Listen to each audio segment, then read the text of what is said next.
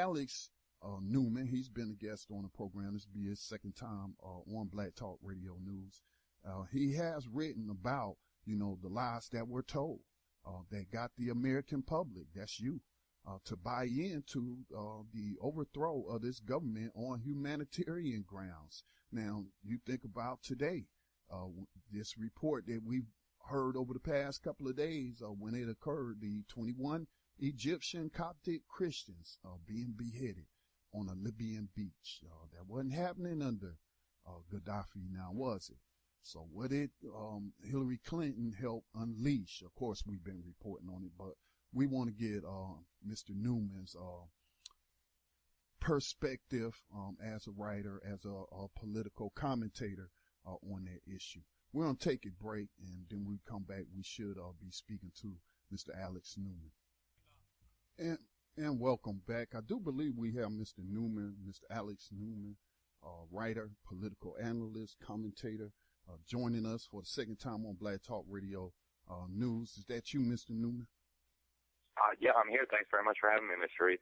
All right. Thank you for joining us here today. I want to get right to the news, Alex. Of course, I know, you keep up with, geopolitical events that's happening all over the globe.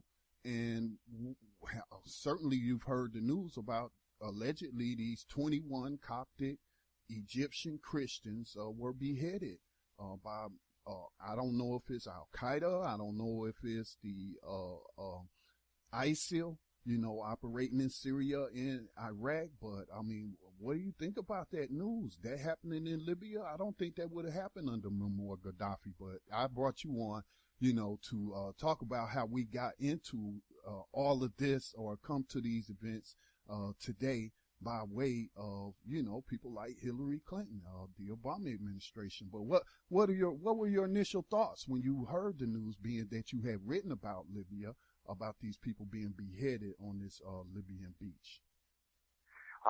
First of all, you're absolutely right that this wouldn't have happened under Gaddafi.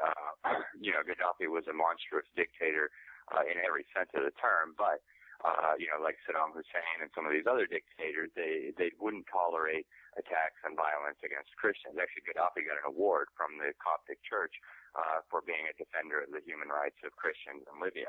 So, he wasn't a nice guy, but, the overthrow of him has led to just some absolute horrors across Libya. I've been, kind of following the story since long before he was murdered.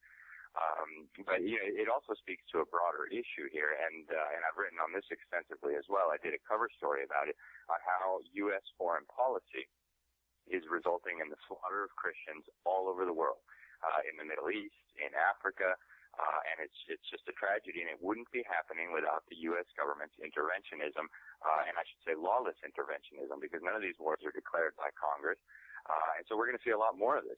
ISIS and Al-Qaeda have been directly or indirectly supported by the U.S. government in recent years. And, going back some decades, Al-Qaeda was, very close to the U.S. government and, in fact, was actually kind of an arm of the U.S. government in Afghanistan. So, it's just unbelievably tragic what's happening to my Christian brothers and, all these innocent people across the Middle East and Africa as a direct result of U.S. foreign policy and the United Nations and the Obama administration. Yeah, we have reached a point of disagreement, but we will agree to disagree and move on. But I don't think that Muammar Gaddafi was a monster. Was he a dictator? Well, in the technical sense of dictatorships, if you mean an autocratic, supreme authority, but technically or legally, he was recognized as Libya's prime minister. But as I stated, Libya at the time of his overthrow was an ally of the United States government in the war on terror. That's right. I think Muammar Gaddafi earns high marks if we want to talk about waging war on terrorism. He was the first to issue arrest warrant for Osama bin Laden, for a couple of African embassies that were blown up. In the act of terrorism led to deaths of innocent Africans. And so, we'll move past that point of disagreement. But we do agree that the actions of the United States government was illegal, and facilitating the murder, as you called it, of Gaddafi. So, but you wrote about Hillary Clinton's role as Secretary of State. Certainly we had to bring in Susan Rice, what she was saying on the American news media to sell this, humanitarian mission as they were selling it to get the American people's approval to attack Libya. And so tell us from your perspective, since you've been writing about it, how did we get here, today to where people are being beheaded on the beaches of Libya? Yeah, it's a long story, and really it starts, since World War II. We have about 40 minutes. We got about 45 minutes, so however long you want to stay with us, Alex. Okay, great. Well, thank you very much, Mr. Reed. Yeah, so I think one of the places where the United States really went wrong here is when we stopped, following the Constitution. And the Constitution says Congress has the power to declare war. It doesn't give the President the power to declare war. It doesn't give the United Nations the power to declare war. It says Congress. And we haven't had an actual declared war since World War II. So I think that's one of the big problems right there, when you leave so much power in the hands of either the UN, which, as far as I'm concerned, is just a dictator's club and it needs to be abolished, or the presidency. And, Bush did this and Clinton did this, and going back, many presidents have done this, but it's inappropriate. And Obama even took it to the next level, because at least Bush, when he wanted to invade Iraq based on lies, he went to Congress and sought an authorization for the use of military force. Obama didn't even do that. He went to the UN Security Council, presented patently phony evidence, and that's the most recent story I did about Libya. The lies are just literally crumbling all around them. So they presented this patently false information to the UN Security Council, and the UN Security Council purported to authorize military action against Libya. So right away from the very start, I knew it was based on lies. It was well known that it was based on lies. Now that's being confirmed even by the U.S. intelligence community, which, again, is the most recent article I wrote. A whole bunch of, senior intelligence and military people have come out now and said, it was a joke. It was a lie. Gaddafi wasn't planning any kind of genocide. He wasn't planning on massacring civilians. He was trying to put down a rebellion of actual terrorists. The same people that the U.S. government claims it's been fighting for the last 15 years since, the war on terror started. These were the people that had been trying to overthrow Gaddafi for a long time and that had been plotting this. And then the Obama administration and the United Nations kind of did an about-face, and they switched sides in the war on terror. I'm hearing that used more and more, and I think it's an excellent brief summary of what happened here. We've supposedly been fighting Al-Qaeda and all these jihadists all over the world. But then in Libya, it totally flipped around. You betrayed an ally, like I stated. They betrayed an ally since the Bush administration. So, yeah, I agree with the point that was made. Please continue. Yeah, and so they did. They backed actual Al-Qaeda people. And I was reporting this, many years ago in 2011, that this rebellion was led by actual Islamists and Al-Qaeda people, literal Al-Qaeda people. It's not just a figure of speech. Like the Libyan Islamic Fighting Group, to give you one example, was one of the leadership organizations in this rebellion that was backed by the U.S. government. And the U.S. military, as far back as 2007, identified this group, the LIGF, as an arm of Al-Qaeda, as Al-Qaeda's branch in Libya. So we were funneling weapons and intelligence and providing airstrikes and air cover on behalf of the same exact people who we've supposedly lost thousands of troops and billions and maybe trillions of dollars fighting in the war on terror for the 10 years before. So, it's not surprising what happened. And, once the war got underway, we really started to see the horrifying face of all this. One of the things that I found most ghastly about this was there was an entire town of black Africans living in Libya. The town was called Tawerga, and it was literally wiped off the map. It was ethnic cleansing. It was genocide. The Arab Islamists who wanted to overthrow Gaddafi, they viewed him as an apostate leader. And, maybe he was an apostate according to Islam. I don't know. I'm not an Islamic theologian. But, either way, these Islamist rebels that the Obama administration and the French government and the United Nations went out and literally wiped a town of black off the map. They executed them, they beheaded them, they tortured them, humiliated them, they tied their hands behind their back and forced them to eat Libyan. And this was all based on these, silly lies. Obama administration and other warmongering powers were spreading, that Gaddafi had somehow hired mercenaries from sub-Saharan Africa to come help him genocide civilians, which was patently ridiculous, and it was known to be patently ridiculous at the time. I mean, if I know it, and I can report on it in 2011, certainly the U.S. government knew about it, and now we know that they knew about it. And so now, we see what Libya has turned into today. It's a literal terror state. It has ISIS running all over the place. It has Al-Qaeda. There's rival governments battling it out. They took over the U.S. embassy, these Islamist terrorists, and were swimming in the U.S. embassy swimming pool in Tripoli. So, I mean, the country has descended into absolute barbarity and terrorism, and it's a total mess. And, I mean, you have to feel sorry for the, thousands of innocent people who have been slaughtered as a result of this, ridiculous and unconstitutional intervention in Libya that we know now is based on lies. And why do you believe, Alex, that there hasn't been any hearings on this? There has only been hearings, and we might have talked about this the last time you were on the program briefly, but there have been hearings on just the attack on the consulate. That resulted in Christopher, what was his name, Stevens or Stevenson? Yeah, Christopher Stevens, yeah. Yeah, where he was killed. But they have not been bringing up any of the things that you just mentioned about the United States changing sides, betraying an ally, helping terrorists overthrow a country. We haven't heard any kind of hearings with those sort of tones on it at all. Could it be because, that across the aisle in the Republican Party, you certainly had, those who helped sell this, and people, we could just say John McCain, for example. Hell, he flew over there and took pictures, with some guys that have been identified as being part of this terrorist threat. So, I mean, why aren't we seeing, I guess if I'm boil it down to a question, in your opinion, why aren't we having, Senate hearings, congressional hearings on these issues? They're very important.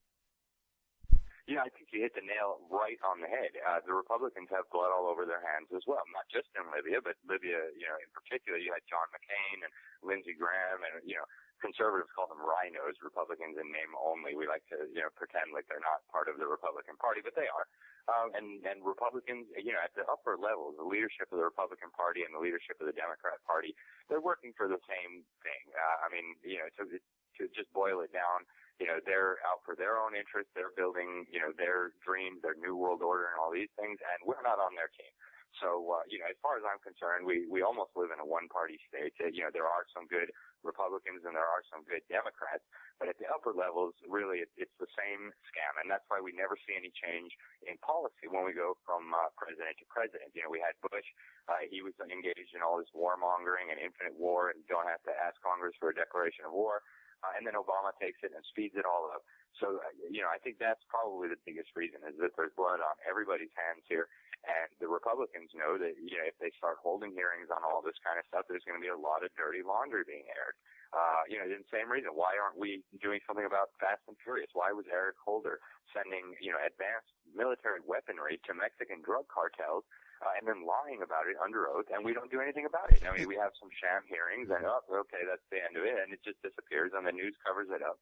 I think that's why he's retiring, Alex. If I could just interject there.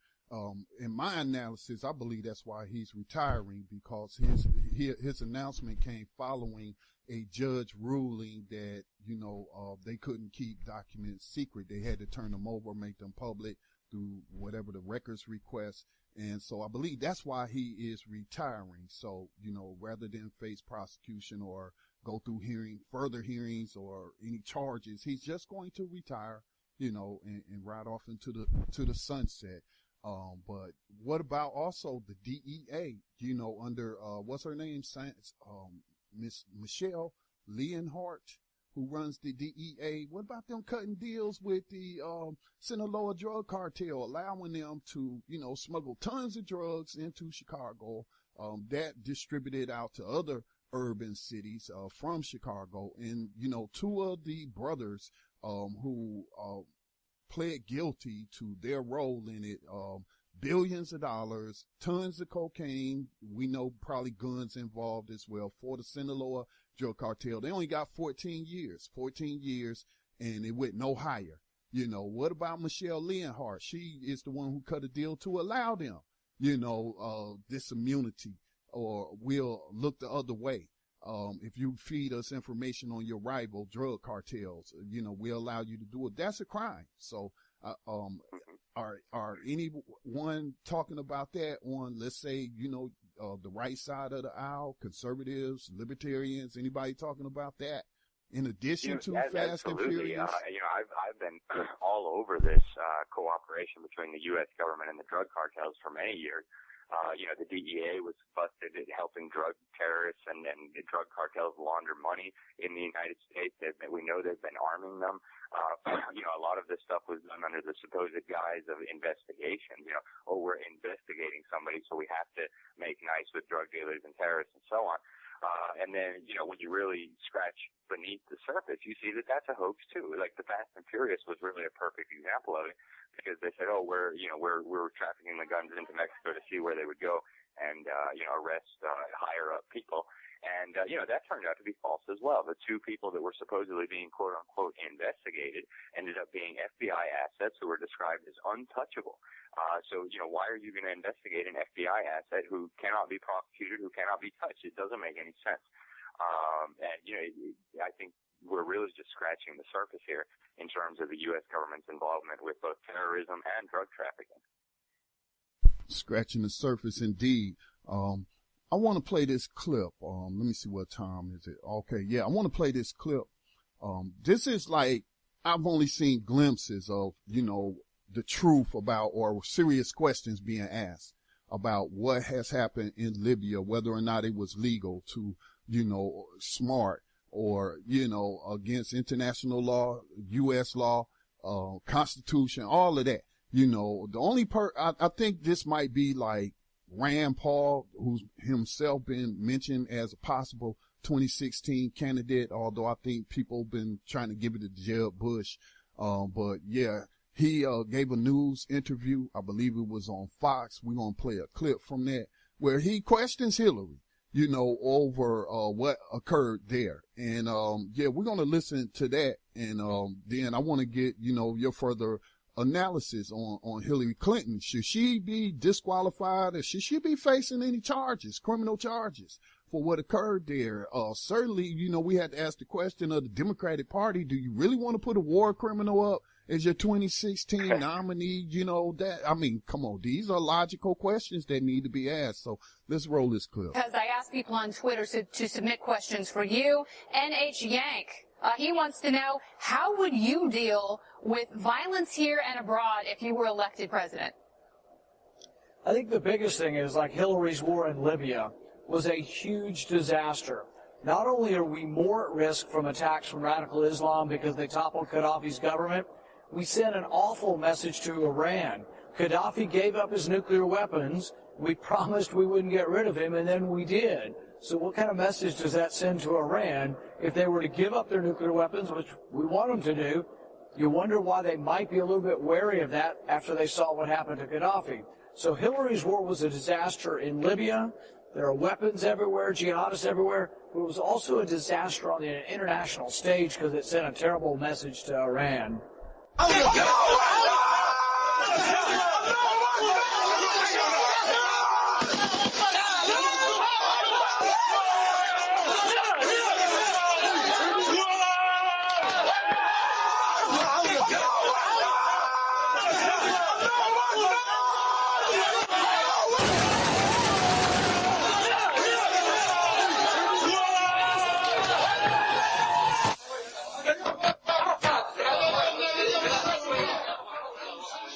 On this video, that was where the jihadists murdering Gaddafi, and they're playing with his body right now. You can't see this. And that is the land of unconfirmed. Yes, we came, we saw, he died. Did it have anything to do with your visit? No, I'm sure it did.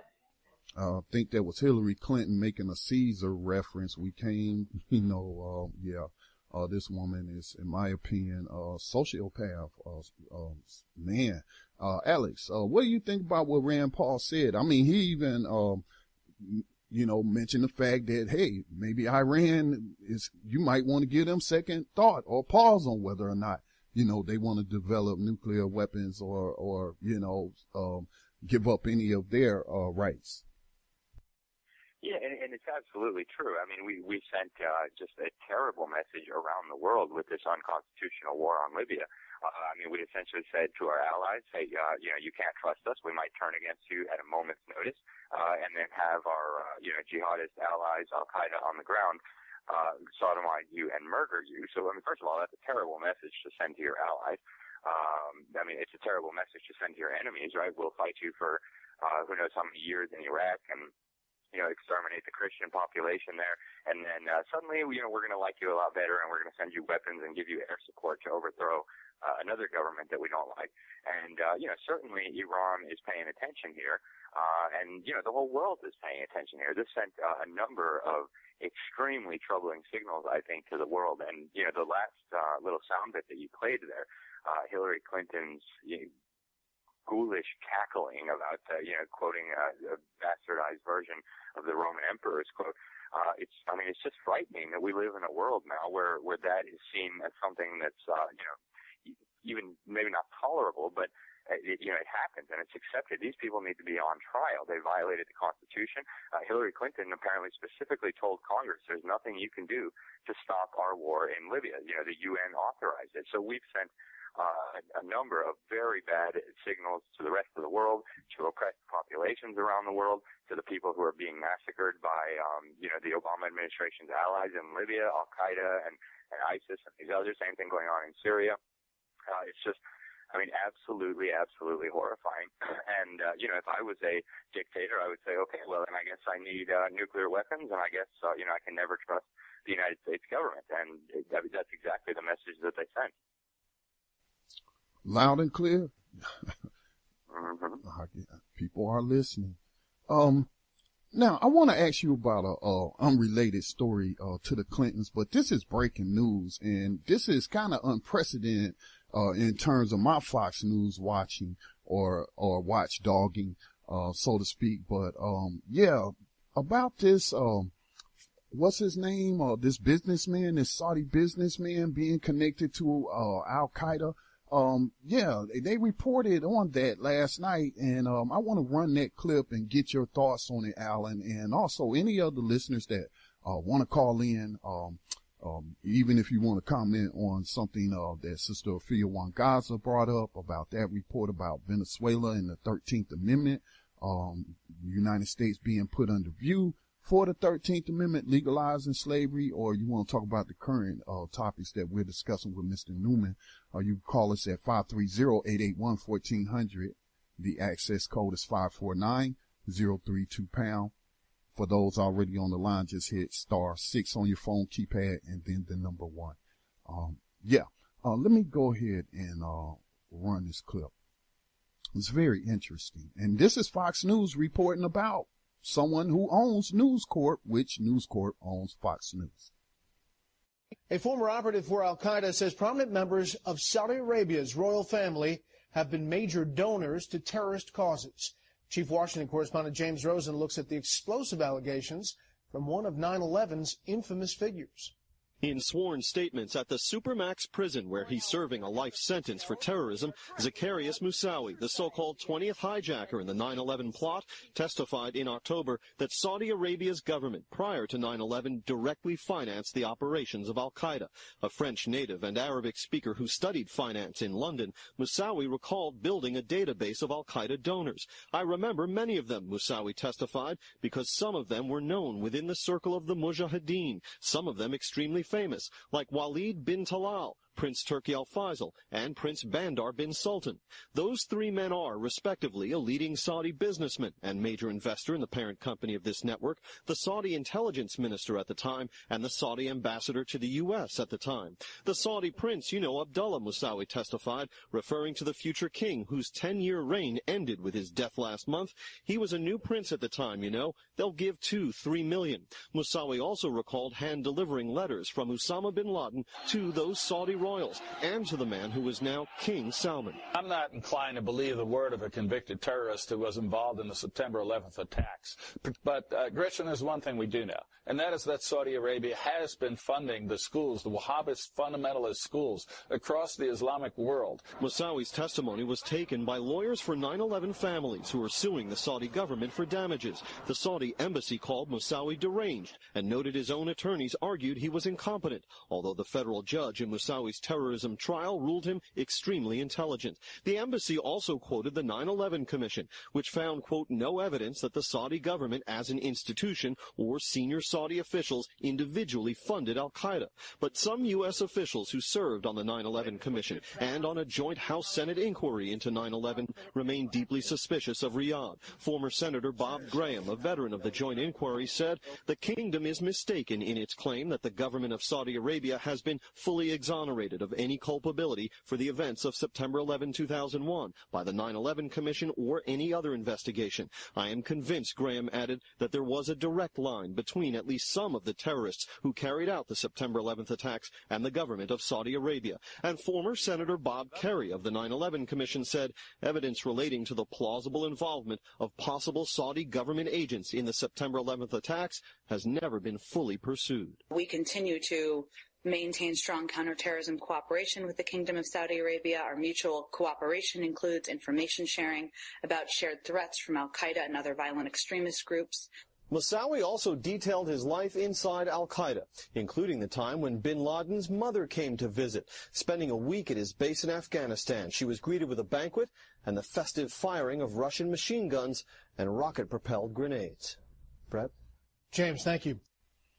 All right, so that was Fox News reporting on one of its investors. Among those include members of the Saudi royal family, but this billionaire Saudi businessman described as a great friend of Rupert Murdoch. They probably be having dinner at each other's houses and, you know, Skyping and all of that. But, I mean, wow, Alex, it seems to me like, you know, the Saudis was doing the same thing that we just got through talking about the United States government doing, working with terrorists, funding terrorists. I have read reports about Saudis providing that poison gas that was used in Syria.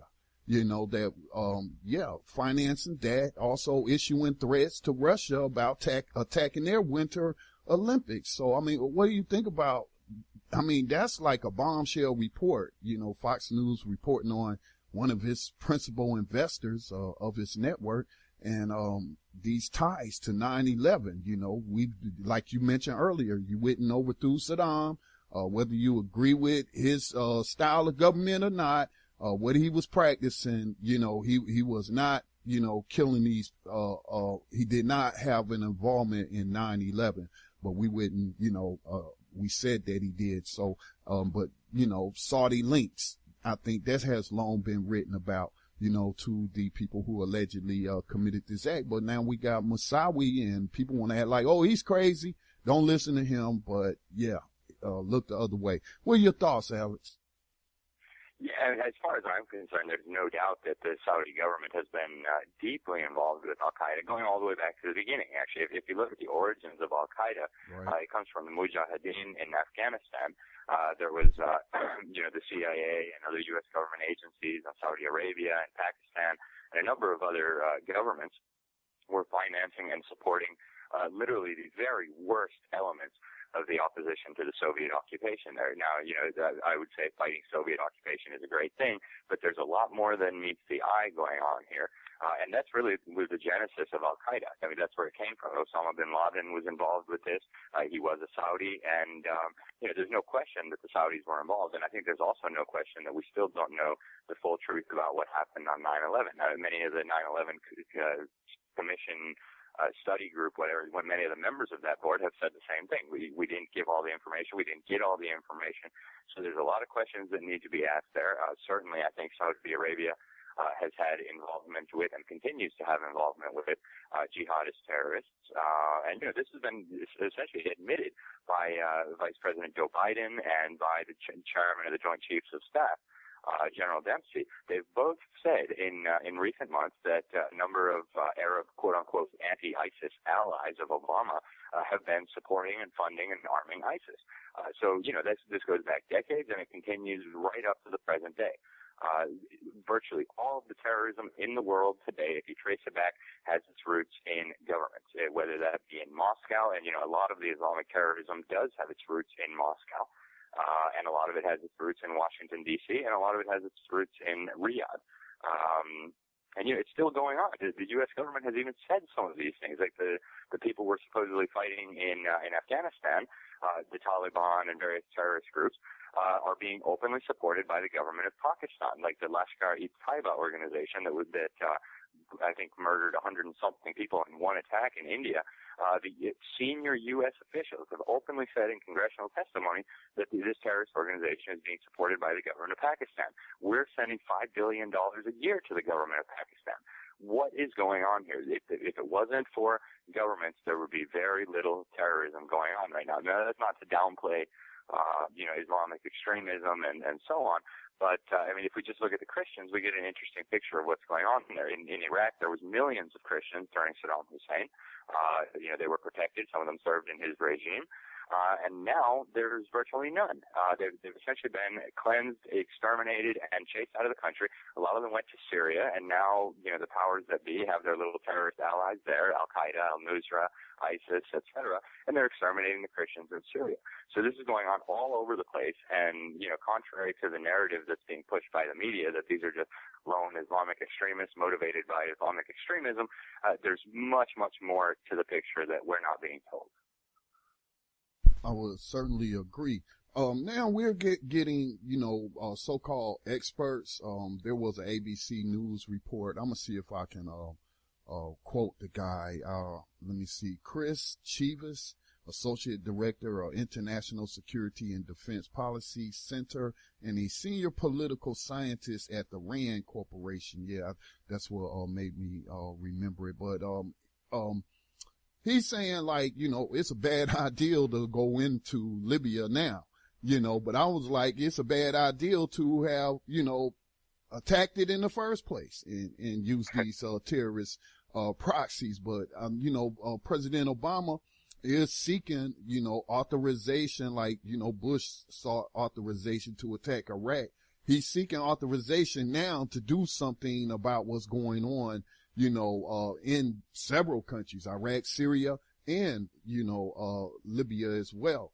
And he's seeking that authorization, but I'm like, this is a Hegelian dialect, a perfect example of it. You created the problem. Now you coming to the people and saying you got the solution to the problem that you created. And it's just enough. And, I think that this keeps happening. You mentioned a lot, decades. This has been going on from president to president, decades. How many of them ever get prosecuted for crimes? And so we have to look at Congress. We had to look at the judicial system as all being complicit in these crimes by not prosecuting anyone. They're prosecuting people, but I think the guy's name is Jeffrey Skilling, who came forth as a whistleblower on the CIA torture program. And he's the only one that's facing prosecution, looking at 100 years, for revealing this. So, that's on us as a people, or people that want to say that we're a nation of laws and whatnot. Well, these people aren't being held accountable, and that's why it continues. You can get prosecuted for having a dime bag of weed in your pocket, but, go torture somebody in the name of, foreign policy, and you're good to go. Your thoughts? Yeah, exactly. It's grotesque, actually, how many war criminals and criminals of all varieties have gotten off scot-free. The Obama administration, one of the first things they did was say, okay, we're not going to prosecute any of the Bush administration officials that approved the torture, that engaged in the torture. Just like you said, instead, they're going after the whistleblowers who are telling the people about this kind of stuff. So we live in a bizarro world now where the criminals are, holding all the levers of power, and, the people who try to do something about it are the ones who are getting locked up and getting into big trouble. So, we absolutely need to do something about it. And now there's an interesting movement going along with this. Now they're saying, well, let's prosecute them at the UN's court. And, I can think of few worse ideas than allowing the UN's kangaroo court to prosecute Americans, whether, it's Bush or Obama or anybody. They need to be prosecuted here. They need to be afforded constitutional protections. I know that they're not big fans of juries. Obama thinks he can order drone assassinations of anyone he wants anywhere in the world. But they deserve due process. They should be prosecuted here with a proper jury of their peers. And, it's the only way we're going to put an end to this stuff. People need to be held accountable for the war crimes and for launching wars based on lies without constitutional authority. If nothing happens, if nobody gets held accountable, it's just going to continue going on.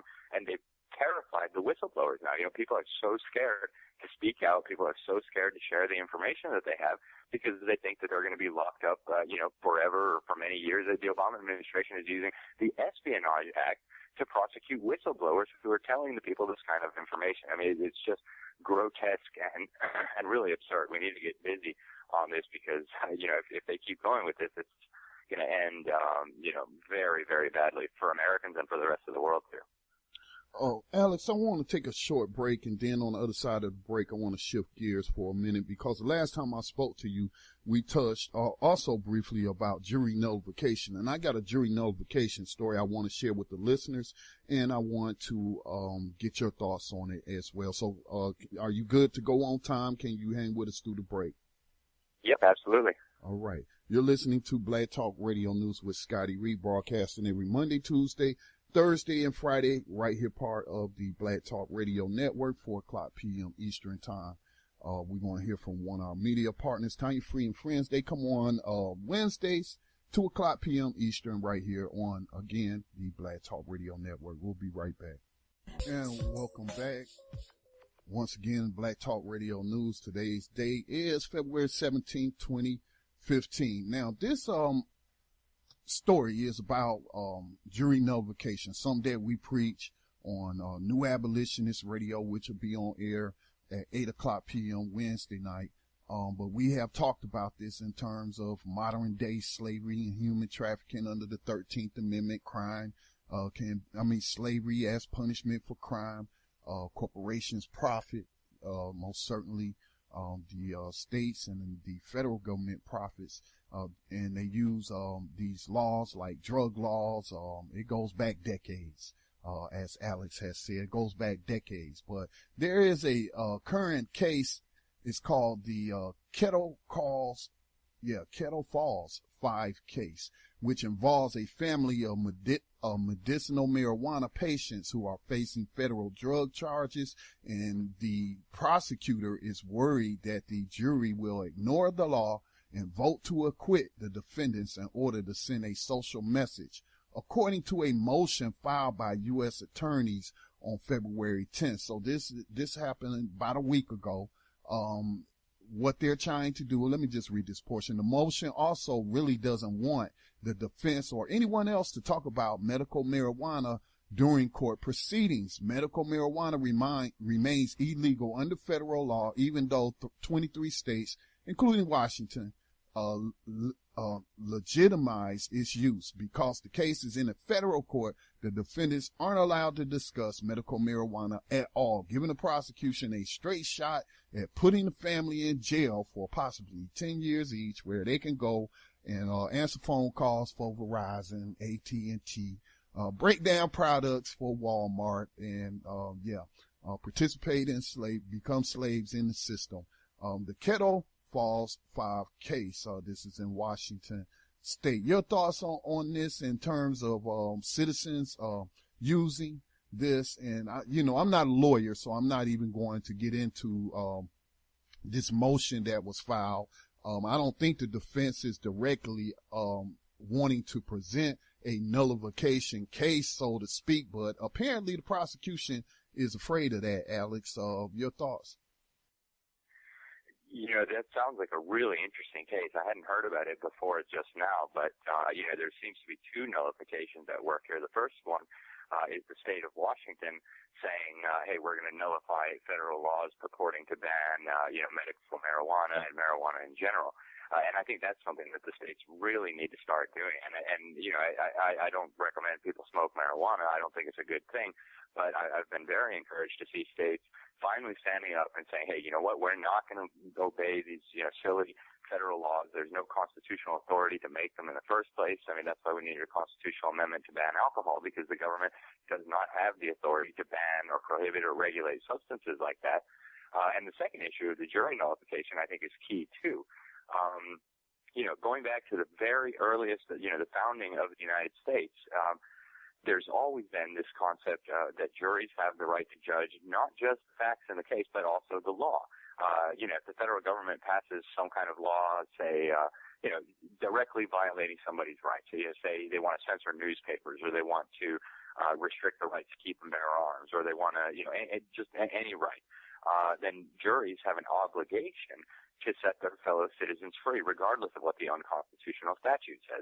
And the fact that the prosecutor in this case is trying to interfere with the jury's knowledge and ability to learn this knowledge, I think is a testament to how downward this nation has gone from its original roots. I mean, nullification has always been with us in American history. You know, going back to the earliest founding fathers, the earliest presidents, Thomas Jefferson and James Madison, both used state nullification against the Alien and Sedition Acts. They said, no, the federal government doesn't have the power to pass this kind of law, and so it's not going to be valid in this state.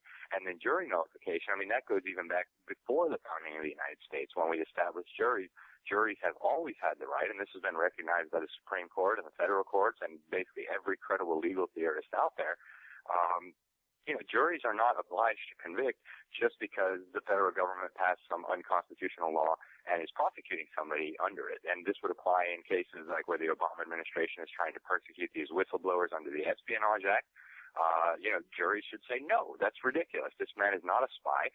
You don't have the authority to be prosecuting a whistleblower. We're going to set him free. And, you know, the same thing in this case. And the fact that the Department of Justice is worried about it, I think, is a good sign on one hand, but on the other hand, it's really worrying that we now have a government that is directly trying to mislead the jury about its authority and its power. I mean, juries are really absolutely crucial to liberty in the United States. And, you know, I feel bad for people who live in countries without jury systems. They're really the ultimate check on government authority, because without the permission of your peers, without your peers saying, yes, this man is guilty and belongs in jail, the government cannot put you in jail. So, you know, now we're seeing open efforts to go around that. The Obama administration and Congress, actually, in this case, with the NDAA, they said, you know, the military can detain people, including American citizens, indefinitely with no criminal charges, with no prosecution, with no access to a lawyer, with no access to a court. So, I mean, we're entering dangerous territory here. The jury is really the final check that we have on abuses by government. And the fact that they want to cover up the power of the jury and they want to mislead the jury, it almost sounds like jury tampering to me, which is a crime, because they're not giving the jury all the facts that they need to make a decision in the case. Great stuff. Great stuff. Alex, you got anything in works that you're working on right now? When can people get your next report, and tell them how they can follow you on social media and read what you're writing about? Yeah, well, thanks very much, Mr. Reed. I mean, my latest report I just cleared out today is about UN, they call them peacekeepers, but really they should be called war makers, abusing and brutalizing and raping children in Haiti. And, you know, I focused in on Haiti for this specific article, but it's going on all over the world. Any country under UN occupation is dealing with this kind of stuff. Haiti happens to be close to us, and it's just an absolute tragedy what's going on down there. People can find my work at thenewamerican.com or WND.com. I've published in a lot of other magazines around the world, so if people Google my name, they can find it. On Twitter, I just started a Twitter account, and I don't really know how to use it yet, but I'm learning. It's Alex Newman _JOU. And then I'm on Facebook and all those other things. So if people want to find me, they can get to me, and my email address is at the bottom of most of my articles, so people can contact me if they need to. All right. Well, thank you for joining us today. We look forward to reading and, you know, analyzing your article and what you're writing about. And, you know, I do appreciate the service you provide in, you know, being blatant and honest about the truth, you know, in terms of especially foreign policy of what the government, U.S. government is doing, and many of its allies like Saudi Arabia. and, you know, not looking at it in a partisan issue because, like you said, you know, they're working for the same thing. It's really a one-party system. So, you know, that we can agree on. So, you know, I appreciate your work in those efforts. Hey, well, thank you so much for having me, Mr. Reed. I appreciate your efforts as well. And until next time, huh? All right. Peace and blessings Thanks. to you. Bye-bye.